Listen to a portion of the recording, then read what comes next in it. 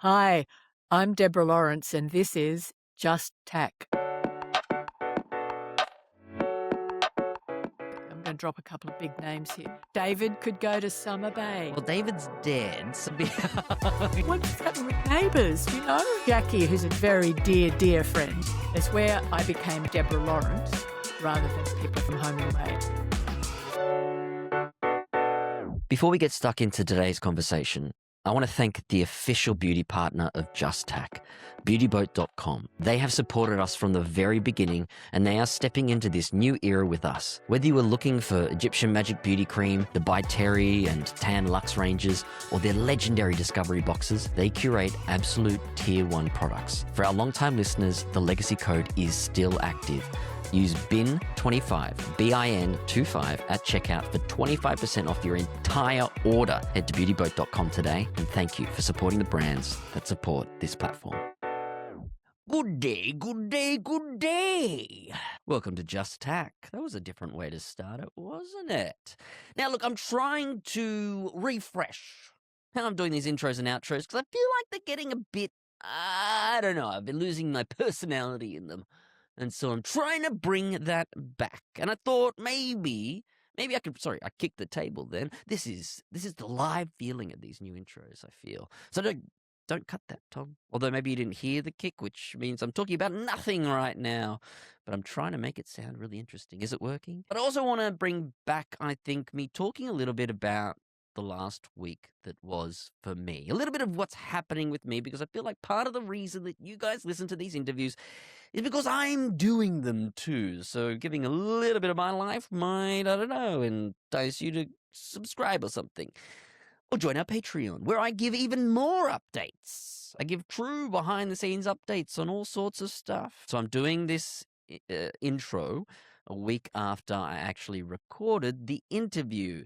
Even though, as you can see, well, you will see if you are watching it, because you may be listening to it, I am wearing the same clothes. And you see, that is the magic of cinema, or in this case, podcasting and YouTube specifically, because that's the place that you are watching it. But yes, so I kept these clothes sitting on the side of all 4 interviews that I did last week, ready to do these intros. I didn't do any of the intros or outros. Normally I try to do them the day of, or as close to as I can. But now maybe I'll do it closer to when the interviews are coming out, so that the topic of conversations feels a little bit more current.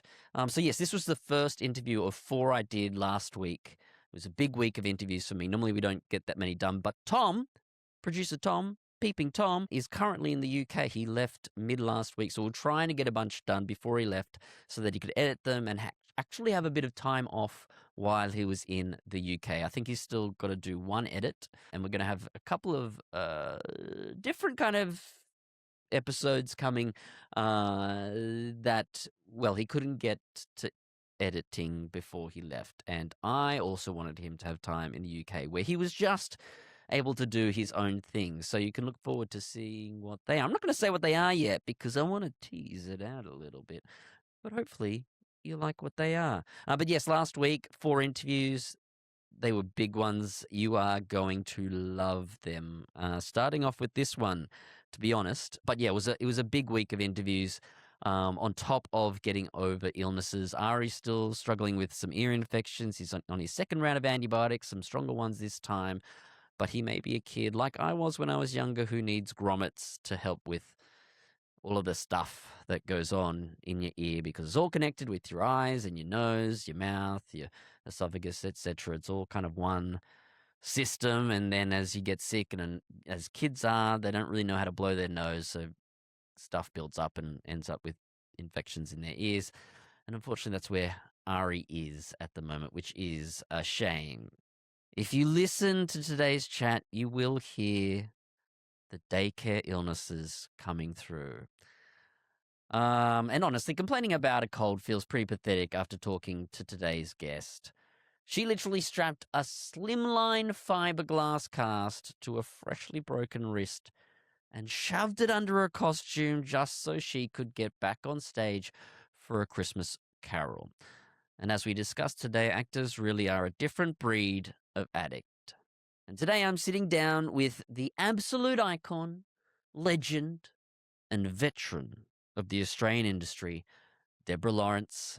You know her as the beloved Pippa from Home and Away, or maybe from her award-winning global run as Rose on Please Like Me. And yes, she was actually an acting coach back in my early days on Neighbours. We get into the brutal reality of finally having to listen to your body and step away from a major theatre tour, what it was like graduating NIDA alongside Mel Gibson and Judy Davis, just to name drop a couple, and why having an anti-diva gene and a strict no arseholes policy is the true secret to surviving 50 years in this industry. Now, a quick warning. The algorithms absolutely hate when we pull the curtain back and get frank about the acting industry. So if you're relying on your feed to serve you the next episode, they're going to bury it, and you're going to miss out.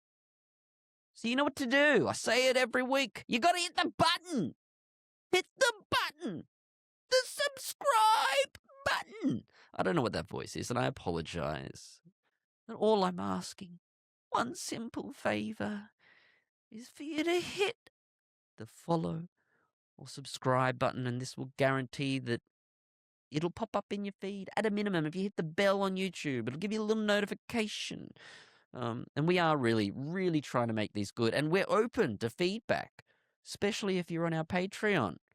So if you want to bypass the algorithm completely and become an actual support line for this show and get the insider take on everything, jump onto our Patreon.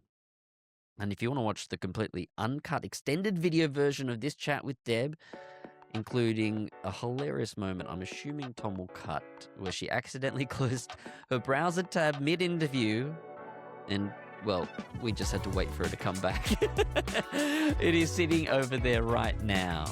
And there's a 7-day free trial, so click the link in the show notes and give it a go. All right, let's get into this one. I'm just Takaya Honda, and this is Debra Lawrance. Hello, Deb. How you doing? Hi, how are you? I'm good, but I've just heard that you've had to step back from Steel Magnolias, which is touring around Australia at the moment. Are you okay? Yeah, no, I'm fine. I got a nasty bug, which actually reminded me that I just need to slow down because I'd been going pretty hard for the last couple of years because I had over a year in London with Harry Potter, and then came back a bit exhausted from that, and then had a couple of months, and then went into Steel Magnolias, and I was fine, and then eventually my body just said no, stop, which was a really hard decision to make because it's very hard to step back from a show because we're all professionals. I've been in the business for nearly 50 years. So, back in the day where you didn't have understudies and things. So fortunately, I've got a beautiful understudy who went on, but they've now recast for the remainder of the season, so the beautiful Tracy Mann is taking over. Actors are addicts, right? There's not many professions in the world where we're stuck in bed and we crawl our way out, take 10 different drugs to get back on stage to perform as somebody else, to entertain an audience, in the world that would do it like actors do. We will push through whatever we have to just to keep the show going. Yeah, it was, as Dennis, my husband, said. He said, look, if I was an accountant, I would have taken 3 weeks off work. But it was the act of really pushing. And got paid for that time too. That's exactly right. I was sick pay. But it was the act of being not well and then still pushing to go on stage every night. And then that's what debilitates your body. So it was a big wake-up call for me, actually, to let myself rest. Like I have never been good at it. I've always said yes to most jobs. And I've worked through illness, and I broke my wrist a couple of years ago during Christmas Carol, and I had 2 weeks off, and then went on as soon as the little baby plaster could fit into my costume. But I couldn't ring a bell with that hand, so I just had the G sharp bell with this hand. There's and one note missing in the... I pretended to. I had a bell, but I didn't have that the movement. Flick, yeah. So because underneath here was a really nice little very slimline, what is fiberglass little thing that they Yep. put on, because I've got titanium in my wrist. So Oh, yeah, 2 weeks wow. later. So I did the You're a last couple of cyborg. weeks. Yeah. So I went back on stage and did that too. So, but you're so right, Tak, because that's what happens. That's what we do. You just get, and they call it doctor theatre. You can be as sick as a dog and then go out in the light and you feel fine for the time that you're out there. And then you feel like crap as soon as you come off stage. So anyway, so just back at home in the bush and just and Feeling on the resting up. and sleeping. Yeah. Yeah. Yeah. Which is, and there's nothing wrong with that. But I've always had this mindset that you don't rest, that Hmm. you just keep going. And so finally, at nearly 70 years of age, I've discovered that it's actually okay to It have didn't a take little long at nap, all. have a nap in the afternoon and to say no to work and Mm. just look after your body. But, because, but, you know, prior to that, I mean, you'll know this too, but you're much younger than I am, but you just, the work is, as you say, quite rightly, we're addicted to it because we can do it and Yeah. we can do it easily. It's our job. I don't know about you, but I'm very rarely nervous. And opening night, maybe if my family is in, yeah, definitely. But most of the time, I can't wait to get out there. That's where I Mm. live, out in the light, and I'm sure you're exactly the same, because that's our job. We're handing text over to the audience, so it's never about us. It's all about Yeah. our particular skill set that can, you know, wrap your mouth around an accent or a character and dress up or put makeup on a costume, and you go out as pretend to be somebody else, and the audience go away a little shinier at the end of the show, Yeah. depending on the content. Because for me, being the same way, my drive in that sense definitely comes from having parents who were basically elite sports coaches, the gymnastics coaches, and I grew up in an environment heavy in sport. I was very good at sport. I played high level baseball, and in the same way with sport, you push through things, but also you're taught a mentality of being, no pain, no gain. Mm, My youth league baseball team, which is like in between rep and state league, mm. there's what they call youth league in baseball, we had NG squared embroidered on our hats for no guts, no glory. So it's the Right. Oh idea that, God. you've got to, the harder you push, the more pain you work through, the more Mm. reward you get out. So for me, when I'm faced with a challenge, it's almost like, oh, good, I've got the challenge to face because then I get something at the end. And so Yeah. Yeah. Yeah. that's what's been ingrained in me. Did something similar happen in your childhood or something? No, I'm probably the polar opposite of that. In that I'm impossibly lazy, if I may say so. Things came to me very easily during school. I didn't have to study. Mm, You know, I come from a pretty smart. There's quite a number of academics in my family, so my parents are obviously highly intelligent. So I had that sort of intellect mindset. So things came to me intellectually quite quickly. And then I discovered sort of during high school when I started sort of performing in house competition plays mm, that I could do that quite easily too. So I'd had this sort of like easy little path where I didn't have to try too hard. And so at NIDA, it was difficult socially and emotionally because I was away from my family in Melbourne. So I was homesick. But the work itself, I didn't find, I loved it. I loved everything. I loved all the fencing classes, gymnastics, dancing, voice. Uh, the accent coach and I got into a bit of trouble because she thought I was up myself, I think, which I wasn't. I just could do accents already and I didn't need to go to the half-hour class. Um, so quite rebelliously, I used to go down to the Union building at UNSW and have a hot chocolate and some chocolate biscuits, just because I was only 18, but couldn't deal with the grief of her targeting me and bullying me in the class. yeah, trying to make You a know, point of you. Yeah. yeah, yeah. And I mean, it wasn't my fault that I could already do that. Mm, And my husband Dennis is like that, and our kids are both really good at all sorts of accents. mm. So it just makes just a musical ear. So what I'm saying is all of that came quite easily, including the acting part as well. I was the same at school. Like I was good at school. I was good. I could do maths. I could do English. I could do music. I could do drama. I was good at sport. There wasn't a thing that I would touch that I wouldn't be in the top 10% of the class at. And it wasn't from effort. Again, in the same way, it wasn't to brag. It's just a statement of fact, really. And that's kind of persisted through my life in the same way that common sense isn't common to me in that what is common sense to me is uncommon for other people. So things I can figure out things, or if someone asks a question about something, I can deduct the answer Yeah, just through a series of what common sense steps to me, but isn't yeah, common to other people in yeah. that way. That's a great way of putting it. Thank you. I remember seeing quite a few actors on Neighbours that in the green room, I was like, "You're great," but they'd get on Mm, set and they wouldn't let their instincts just work, yeah, and yeah. suddenly they feel like they're trying to do something or play a character rather than just let their Mm. instincts drive the scene. Yeah, that's because you've hit the nail on the head. There are actors you work with. As you're working, you can see they're going back through all of the workshops that they've ever done with American visiting tutors. Do you Yep, know? Like Americans come out and charge us, I've never done one. They charge them lots of money. yep, And so you're looking at the work as though it's outside you, as though if you follow these steps, you can achieve it. yep, Whereas, and I've come across, and you have too, because you are this, innate actors, like they're innate. I use the word innate. And, when I was working on Potter Melbourne and Potter London and various other jobs that I've done, and Christmas Carol, um, and when I did Please Like Me, and also with Home and Away for years, there were actors who are just innately really good. They just get it. That they don't, they're not thinking about a method of working. And there are people who don't. They end up in the roles because they look right and the audition was great. And directors and casting people accept that we all have a different work ethic or approach. Um, but to my mind, the ones who innately, they're sort of not dangerous, but we're flexible. We're yep, agile. And they're the ones that stand out in screen tests and auditions and things. It's because, and that's why in the old days, before you did self-testing, mm, you'd go into the room, you'd do the first one, then you'd get a call back and the director would be there.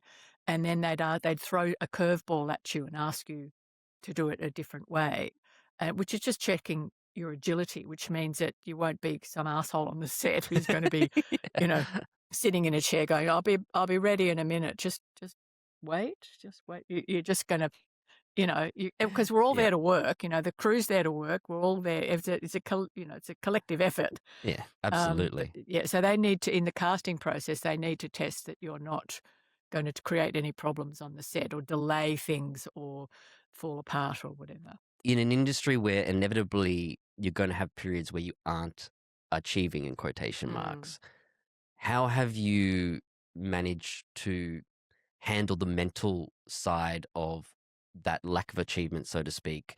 I think it's because I learnt very early on that very early, because I was I'm going to drop a couple of big names here, but I was in the same year as Mel Gibson and Judy Yep. Davis and Steve Bisley and Annie Byron and Rob Menzies. It's a wonderful year.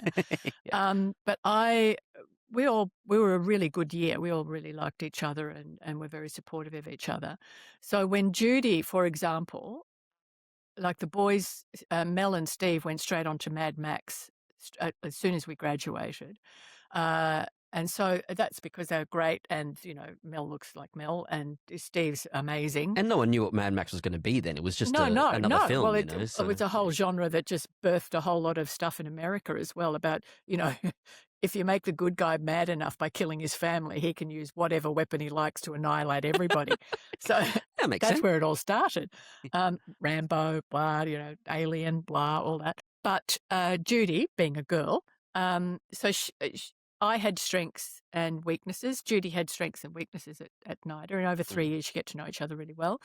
And so when she went on to my brilliant career, I honestly, hand on my heart, can say I was really proud of her. And there was no part of me that was envious Yep. because I learnt very quickly that because she has an extraordinary look, she's got this bone structure and that wild hair, and I knew she was perfect for the role, and so I didn't covet.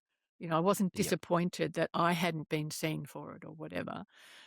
So I think that was probably the best lesson I learnt because then I did get roles after that that, and I knew that, because I was my sort of genre, my sort of type was a bit homely but interesting, country girl, Interesting. girlfriend of a heroin addict, or but I was never going to be a murderer or anything like that, or an ingenue. I was never going to be the pretty lead girl in And something. you were aware of that then already? Right, absolutely, because those are the roles that I was getting. Of course, I missed out on stuff, Yeah. but I had that strong sense of what the business is. And also the other thing too is that I knew I was good. I knew You that had the confidence. I had the confidence because I wasn't losing roles because I was a bad actor. I was losing, and I don't even want to use the word lose. I wasn't getting roles. You weren't fit for that role. I wasn't fit for a role because, but then there's lots. I worked a lot in the late 70s at Crawford Productions. I was in every 10 weeks on a different character in Cockshot. I saw, just to sidetrack you quickly, you did Holiday Island, right? Which was the original Lassiter's Lake was built as in that freaking an swimming ocean pool. or whatever. Yeah.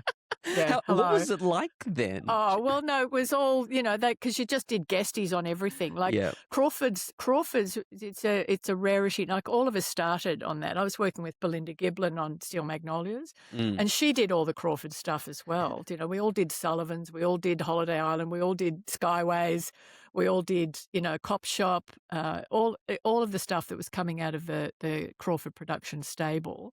And it's where all the crews. I mean, I was still working with crews on Home and Away that were crewing on Crawford stuff. Well, Neighbours was the same. They'd started on working on that stuff too, and worked their entire careers from 16 in the One Studios, which is absolutely. Well, it probably won't ever happen. It won't happen again. No, it doesn't. No, because we've got streaming and stuff. But so I worked a lot. So I was affirmed a lot. Like I did. And I remember missing out on I got shortlisted for a lead role in a vet series for the girl in that, and it got down to a very pretty girl and myself, and we had to do a riding test out past Gibson in the countryside that was filmed. So we had to this little feisty little, I think it was a Palomino stallion guy, so got on him and rode around a paddock to be filmed riding. Yep. And then George Noddy Miller, Snowy River Miller, not Dr. George. We had a beer in the pub, the Gisborne pub, afterwards, and he said, "Oh, Deb, don't worry if you don't get this." And I went, "Oh, what?" Because it was a good big role. Excuse it was a really me? It was late. It was 1979, I remember, and I was really, because I'd done lots of guesties before that, and this was a continuing, like a 6-month gig. And we all needed the money in those days, of course. It was still the money. Well, these days too, let me tell you, Deb. Anyways, so then it went for 2 weeks. The casting, Crawford's casting, fought with the suits at Channel 7 for me to get the role, and the suits, meaning the guys in suits who up in the boardroom, corporate people up, and we used to sometimes sneak up there for photo shoots, and you go, "Oh, they got champagne in the fridge." Who are these people? They were the ones, who organised the money for everything. So the suits won, but it was an agonising 2-week wait. And eventually, and they were casting, Helen at casting at Crawford's rang me personally at home on a landline and said, "I'm so sorry, Deb, we tried so." And so that was affirming for me. Yep. And then soon after that, they just gave me a choice of lots of stuff. They said, "Look, they got me in for 10 weeks here, 3 months on Sullivan's, etc." And then I got a role in a miniseries about Ned Kelly called The Last Outlaw, which was 8 hours of television miniseries. Yeah, so 4 2-hour episodes. Oh wow! And one of the directors on that was George Noddy Miller.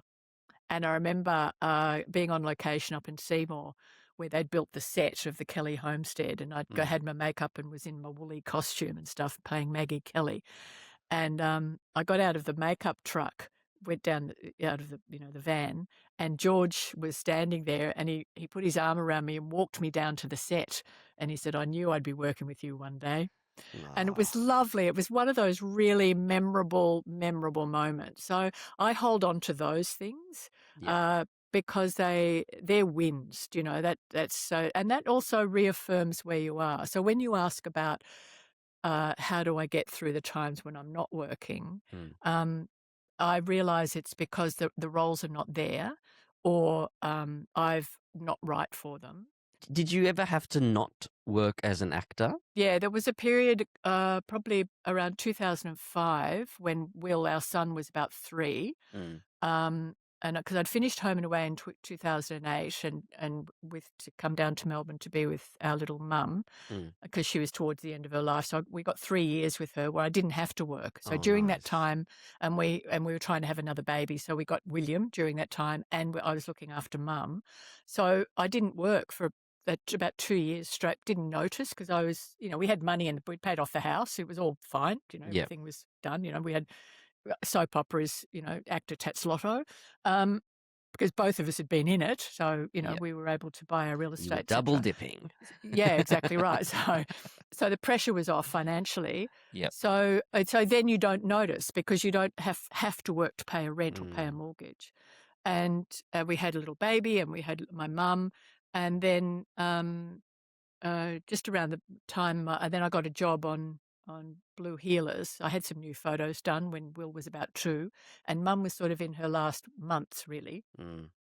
And I got a job on Blue Heelers playing Tom Croydon's wife. So that was and that was a recovery from being known as Pippa from Home and Away, which I'm still known as that, which is fine. I'm happy, paid off all the real estate. And I've worked as a result of being her.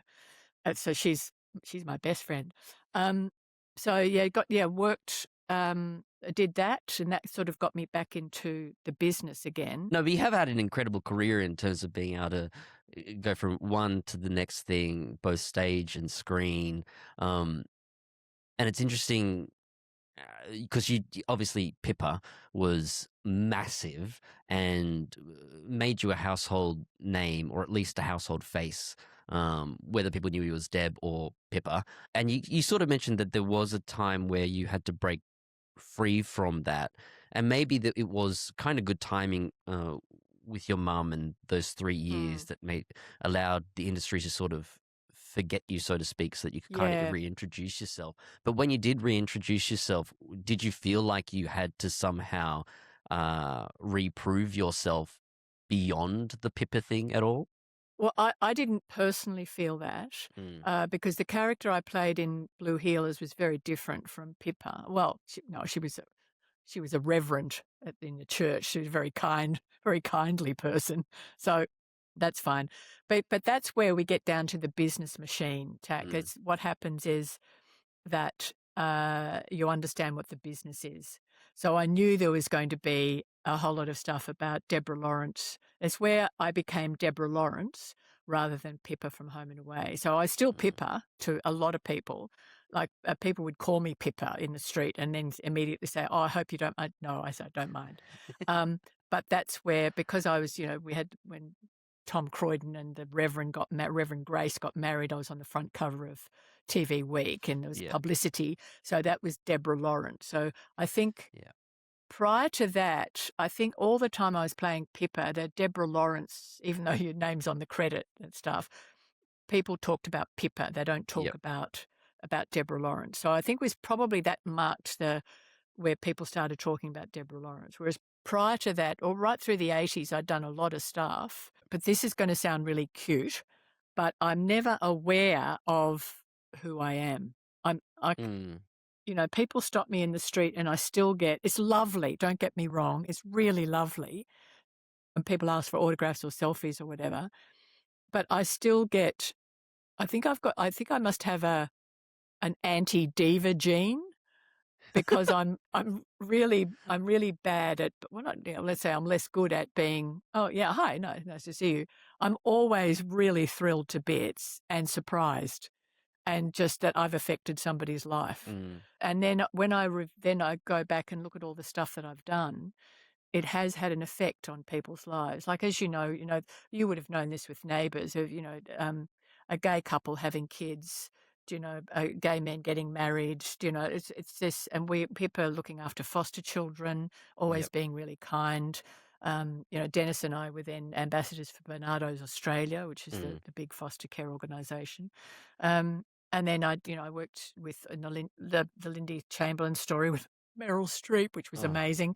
But that was a responsible story too, about telling the truth, like putting on film what had actually happened. yeah. So if there was anybody out there who ever believed that the dingo hadn't done it, Mm, then the film really changed people's minds. And Please Like Me certainly in bucket loads, yep. of because it was like just a gentle look at gay relationships, which were just incidental. That was his Yes. part of his life, plus an incidental look at quite serious mental illness Mm, without it being, shoved down people's throats. It was just this meandering story mm. It was a which crept part of up the on identity, people. not the identity itself. Exactly right. Where people started thinking it was a documentary, like, Mm.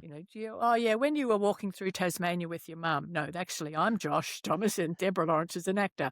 Um, so, but yeah, so I realised that I do like the idea that there's a responsibility attached to, because I also regard it as one of the sacred arts as well. Well, it is Uh, absolutely. I mean, the stories don't exist without meaning. Even like a crazy horror film, right? mm, mm, The mm. meaning behind it is to scare. It's to take you Yeah, to the yeah, place of extreme yeah, fear yeah. and come out of it and know that you're safe. Mm, Kids mm, are attracted to the scary films because they want to come out mm, the end. They don't want to actually go through the horror part, but they want mm, to mm, know that they can go to the edges of their fear mm, mm. and know that they can still be safe because it, Yeah, it, it expands their boundaries of what they can exist in, right? yeah, And yeah, so yeah. people can look at what we do as frivolous Mm. or oh, I could do that. It's like, well, you didn't, and it's Oh, way yeah, harder than no, you maybe think you it is. can't. I don't know if you can. You just think you could Mm, because you mm, want to put down what I do.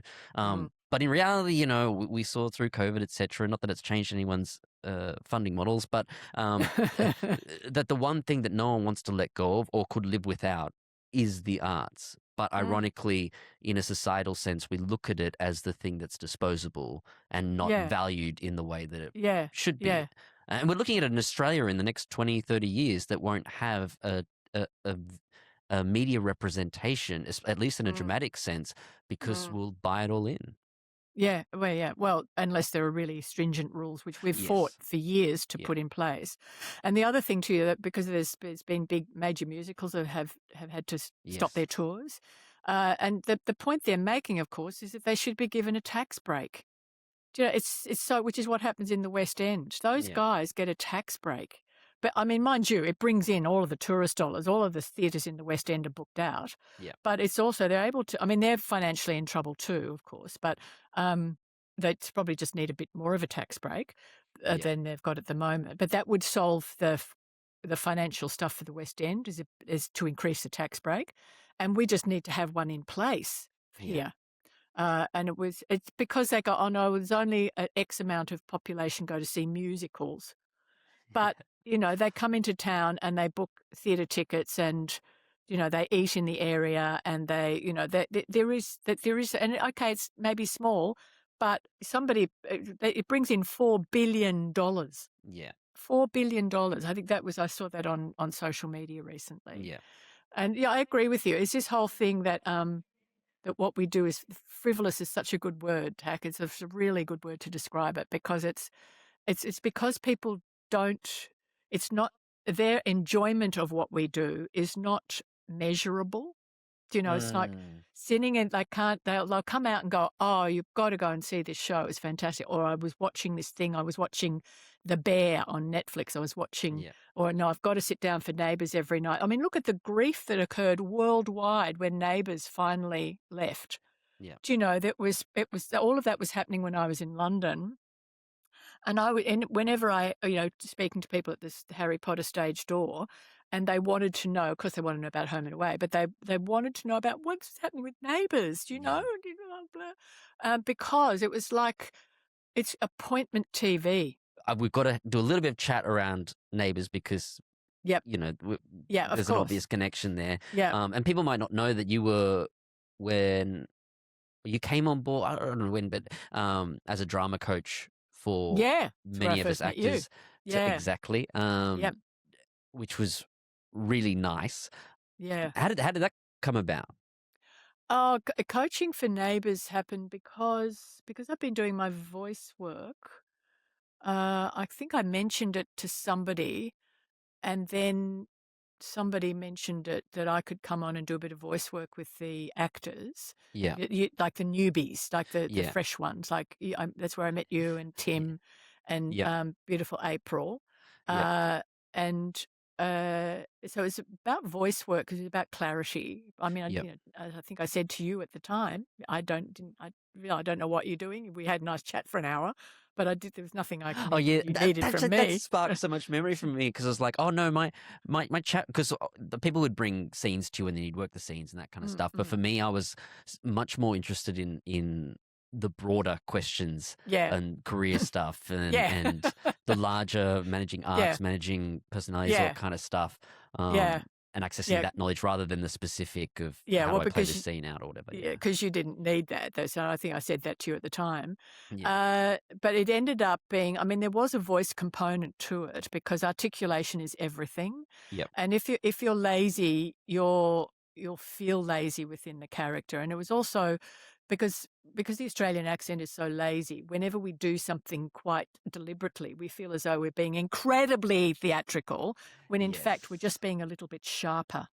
And Yeah. so it was basically getting those, because you already had that skill, so that was not a problem. But the others, it was getting them to trust that when they really chewed through the consonants of a line, that suddenly the line came alive, which Yep. is why I taped them being lazy. And then we did all the voice stuff, and then which is that's what I did with the women that I was coaching in the workforce as well. Yep. And then I'd tape them when they thought they were being stupidly exaggerated, and I'd show them back and say, "Look, see, there's an actor working like Yeah. that." So that's why, and I really enjoyed it. But of course, it then became more about. It was a bit more of acting coaching as well. Like that is something that I probably would do, is get into a bit of acting coaching. Yep. Because because I've worked with, as I say, with Harry Potter and Christmas Carol and various other things, working with young actors, particularly musical theatre actors, who are trying to make a transition into screen. But that's how I got into it, and because Neighbours. Jackie, who's a very dear friend, she's at the birth of both our kids. She's that friend. Yeah. She and Fletch, and Dennis and I did it on Home and Away as well. You're coaching the young actors in situ on the set anyway. Yep. So it was something I was already familiar with. And Mm. also, not so much you, but all of the others, young actors who went through those systems, shows, benefited from the older actors' expertise, which is, I mean, and also you were all clever enough to work out what you could take and what, from people you respected, and just to let the other stuff go through to the keeper, Yeah. because there's a lot of people giving free advice on those sorts of sets. But yeah, we had a lovely experience on Home and Away too. Yeah. And it was the for same. sure. You guys were so lucky on Neighbours, to have just people like Jackie. Yeah. Yeah. I was sad because I didn't our storylines only rarely crossed over. So Yeah. in the 8 years I was there's probably only a handful of scenes where we're talking directly to each other. We never Yeah. had, I don't think, any big scenes together. Yeah, I got a lot yeah. of those with Stefan, which was equally as Oh, fabulous. yeah. 'Cause Yeah, of course. he's Yeah, yeah. brilliant to work with, but in a Yeah. different way. I would Yeah, have of loved course. some more with Yeah. Jax. Yeah. And then you got to play sisters. Yeah, we're amazing. You're playing Liz. Liz Conway.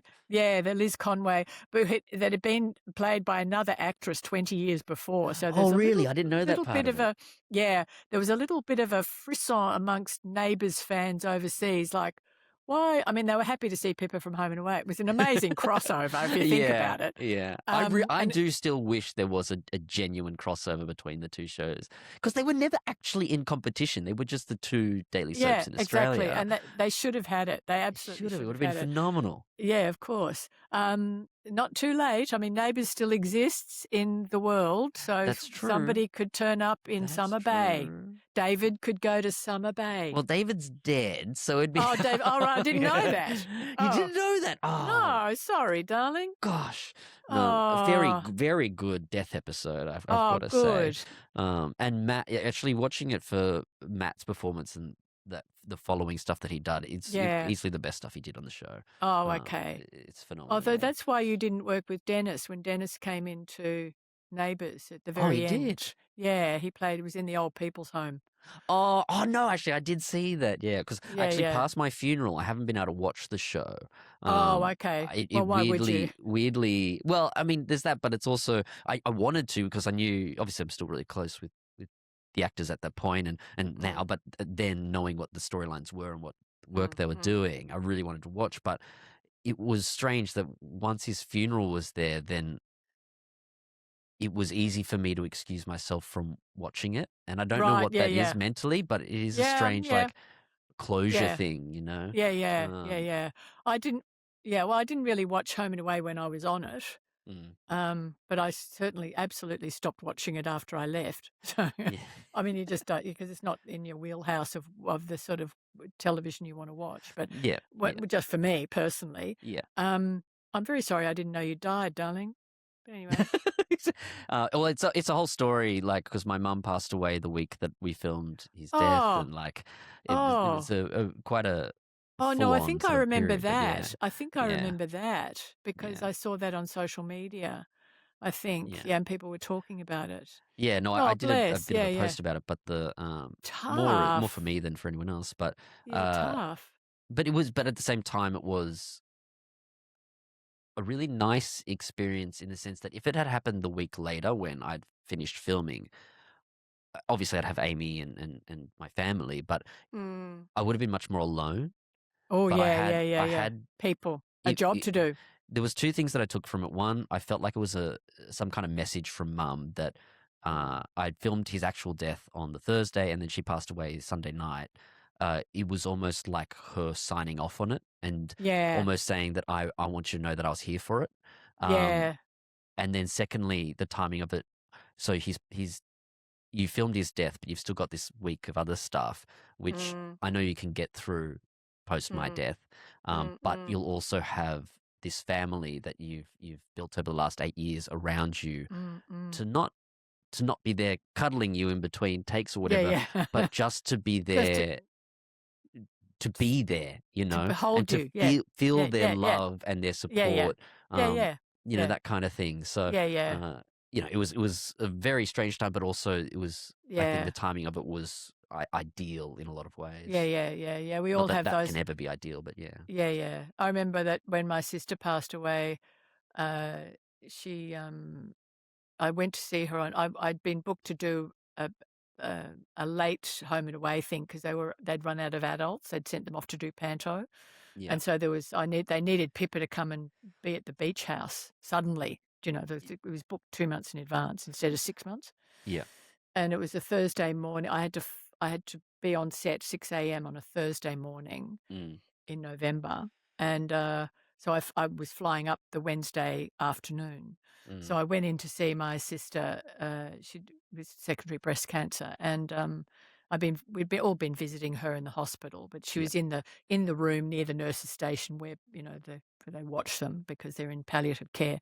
yeah, And I just remember, and I knew I didn't know when she was going to die, but I knew that she might not be there when I came back. mm. So it was just this really poignant thing of just sort of saying goodbye, not even out loud, in my head, and Yes, then yeah. I did the walking exact same down, thing with Mum the last time yeah, I'd seen her. Yeah, yeah, and walking down the corridor, going, well, that's I held her feet, because I used to mm, massage her feet with lavender oil. And I remember one foot was cold and the other foot was hot because it had been resting on one. yeah, She's really deeply sedated. So I left and flew to Sydney and got into because I always made them put me up at a fabulous apartment looking at the Opera House. Then my sister passed away at about 11 o'clock that night, and I was in mm, Sydney, and my two sisters were with her. Um, and so sobbed my guts out and I remember putting cold compresses on my eyes, like putting the wet like face flannel washes over. in Yeah, in yeah, the freezer yeah, because I'm a very puffy crier, and I knew I was yeah. on set this next morning. I had a really vivid dream about my sister Mm, because I'd asked her before she died. I'd written down a piece of paper, come to me, like in a dream, mm. astral. And I had this. By the time I finally went to sleep, I had this really vivid dream in the hospital room And she got off the bed and she was wearing a red cloak. She put her hands on me like this. And I said, "You're all right." She said, "Where have you been?" And I said, "You're all right." And she said, "Yes." And then the rest of my dream was me trying to get back to Tullamarine to get back to the set of Home and Away. It was an anxious actor's dream. So then I woke up in the morning with that, the feeling of going, oh, I've woken up and, oh, yes, they've gone. But then at the same time, I was really glad she'd come to see me. But then I had to go drive myself up to the set and sit in the makeup chair and not say anything to anybody because I would have broken down. Yeah. And then got through the couple of scenes. And I was flying home that afternoon. Got home, drove myself to the airport and got through the scenes, got in the car, and then from Parramatta to the airport, just sobbed my guts out all the way down the freeway. So yeah, we continue on as actors, you just, regardless of what, and there's thousands of stories like that, of people, just, or it happens while, there was a lovely story. It was Sally Field during Mrs. Doubtfire. She got the news that her father had passed away while she was due on set. And Robin Williams could see that she was a bit not quite right. And so she said, oh, my dad passed away. And he just shut the whole set down for the day. He said, everybody go home. Yeah. So just, like it was a thing, which is very gracious. Yeah. And we often, as actors, we often need somebody else to do that for us because we are, right. I'll turn up. I'm not letting everybody else down. Not exactly. This is a collaborative art form and I'm not, I know all of you are putting work into this and I'm not. So have someone to go, no. And I was lucky because, I got the call from Dad on Sunday afternoon, saying you should come. And Dad's, English is his second language. And even though he's been here the majority of his life, he's not a great communicator regardless. So I said, can you put the nurse on? I spoke to the nurse to go, okay, is this a thing where it's like, we've got some hours or like, is this like last couple of weeks kind of thing? Because, I've got one more week of filming left, if I can get to, I think I finished filming on the Thursday or the Friday. If I get to there, then I can come and I can stay for a while kind of thing. Yeah. But she was like, no, it's, it's maybe 24 hours at most kind of thing. And fortunately I had one scene on the Monday and I knew what it was. And it's like, they can cut me out of that or rewrite it or whatever quite easily. So I messaged or called Andrew, our producer, and said, this is what's happening. And I didn't have another scene till Wednesday, so I had Tuesday off already. So it's like, my actor brain's like, okay, I can be back Tuesday night, right, but I need to go. And he was like, that's fine. Like if you have to take the whole week kind of thing, we can figure it out. And I would have never let that happen of like all the scenes that needed to be shot still to not exist kind of thing. And I knew Mum wouldn't have let me either. In the same way when I was going to auditions, when I was taking care of her, I had to tell myself like, I'm leaving her at home alone at the moment, which is still safe and that kind of thing, but leaving her to go to these auditions because I know it would pain her more to know that I was staying back to take care of her and not doing this thing because she lived for us. She lived for our dreams being fulfilled. Yeah, of course, yeah. So yeah, and I had a similar moment, kind of an astral moment, let's say, on the plane on the way, that pretty much at the exact time that she passed away, I just got these pains in my legs. And I was like, I got to take my shoes off. And I normally would never do that on the plane. But I was like, I've really got to take my shoes off. And I looked at the time because I was like, how much longer have we got in the flight? Can I wait till we get there kind of thing? Can I last? But so I looked at the time and it was 10:16. Yeah. And I took my shoes off because I was like, I've got another hour or something. And then I find out that was the time she passed away. So great. It was like, I knew that she'd sort of come to let me know that she was going kind of thing. Hello. Yeah. Well, the spiritual teacher whose work I use, because it makes sense to me, he talks about looking for phenomena. You always look for phenomena. Yeah. Always be really awake and aware to phenomena because it's there, And my mum, when she passed away, she turned street lights out on us. Oh, wow. Just as I was driving in her car underneath a street light near where she died in a nursing home, the light would go out. Like 12 times it happened. Oh, wow. Yeah. She only did 4 weeks in the nursing home because she just wanted to get out of there, basically. But as soon as driving her car, and the light would go boom. I was on my way Wow. to Blue Heelers. So, yeah, the pains in the legs. Hi, Mum. Yeah. Yeah, Yeah. yeah, Never yeah, forget that. yeah. So, Um, how long ago was that? it was 2023. Yeah. Um, yeah. I mean, like one of my friends, when they saw Ari for the first time, um, she had tears in her eyes Mm, because he doesn't really look like me. He looks much more like Amy. mm.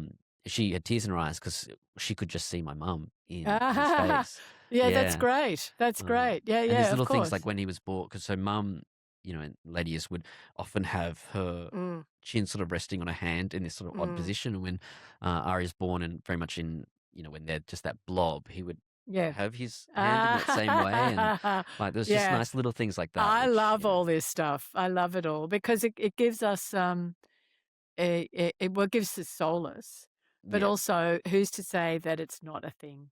yeah, You know, if yeah, someone can say, if an atheist can say to me, no, definitely, it's not a thing. yeah, If they can, and they've got empirical scientific proof, yeah. I'll have a look at it. But I live in the I don't know, and I'm happy to look at everything. You Yeah, know. I'm in the same camp of like I'll take Mm, bits and mm, pieces from here and there.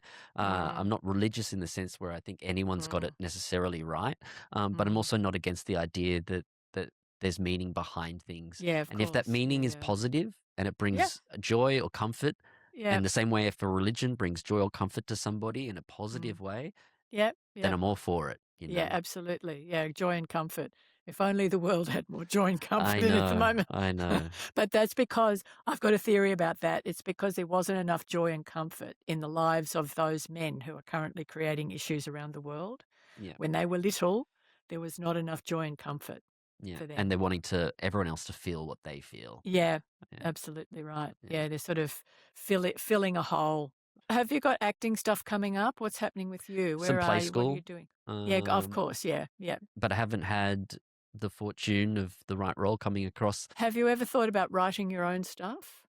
Yes, and I went to uni uh, for filmmaking. Basically, I studied Mm. communications and majored in film.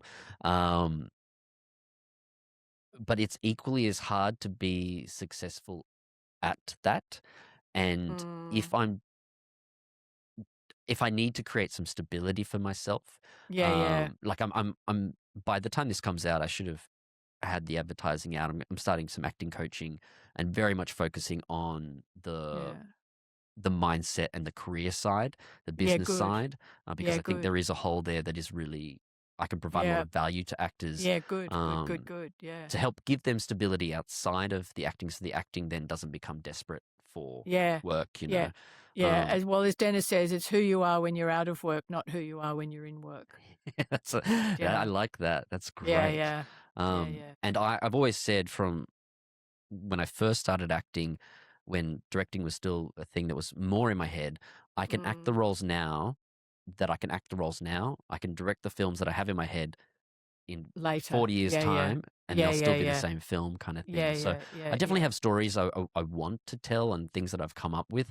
But Yeah. knowing how hard it is to get them made and how Yeah. that you don't get a lot back unless you are incredibly lucky, Yeah, yeah. not good, in lucky, Yeah, then yeah. it's I would prefer to give my mental to the acting side of Yep, things yep, yep, yep, yep. I get it. and Yeah, then yeah. create stability Yeah, yeah, otherwise. yeah. Because I guess there's also the other, when other young actors asked me about what they should do, and particularly the musical comedy, musical theatre guys, it's about, getting together a little web series of, because I did I don't know if you've seen it, but there's a series called Shut Up, which I No. did with, I'll look it up. It's Yeah. hilarious.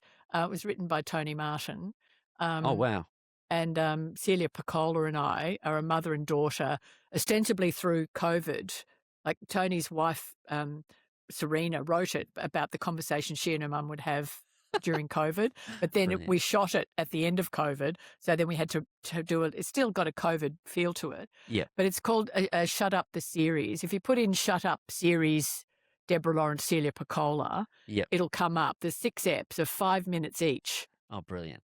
And so I'm offering, because I mean, it's fun Yeah, anyway, yeah, and the yeah. script's a killer script, but I'm just offering that as Mm. like it may spark something in you Yep. about creating a two-hander that's only 5 minutes, like with a series, like they're bites, which is what Little everybody's vignettes, yeah. doing now, to just pop onto YouTube. Yep. Just so that, and you never know where that's going to find its way. Do you know? Yeah. It's like, but at least it becomes like a little show reel thing. It doesn't have to cost you a lot. Yeah. Because you can shoot. You've got the technique. You've got the technology to shoot it in situ. Have a look at it anyway, because it's set in on the couch. Oh, mostly. lovely, yeah. And there's a couple of eps where she's in the backyard briefly, and there's another one where she's sitting at the table. But apart from that, it's pretty much the couch and the television on in the background. Yeah. So it's very simply shot. Thank you very much for coming on. Deb. It was an absolute pleasure, because I absolutely adore you and admire you. Likewise. Thank you so much. I mean, how good is she? I mean, it is just so refreshing to talk to someone with 50 years in the game who still operates with a strict no dickheads policy. And I honestly, I like the same, which is why I've got Peeping Tom around. He's not a dickhead. He's just a peeper. He's a peeper, that Peeping Tom. No, he's not really. We just like to say that. Now, towards the end of this chat, Deb and I got pretty deep into those unexplainable phenomenon moments, like my mum giving me that physical sign on the plane with the pain in my legs, or Deb's mum turning up the street lights. And I want to know, what is your unexplainable story? Have you ever had a sign from someone or a moment you just couldn't explain logically? And if you've gotten to this part, this the end of the show, drop that story in the comments for me, so I know that you've got here. And also because I do read every comment, and because I'd absolutely love to hear your version of that story. And if you've got something out of today's episode, the single best thing you can do, and everyone says it, is to hit subscribe, hit the like button, drop a review, leave a comment, which I just asked for. And if you don't do it, I'm going to adopt a full method acting approach for my next interview and just slowly drift out of focus until producer Peeping Tom has an absolute meltdown in the edit suite.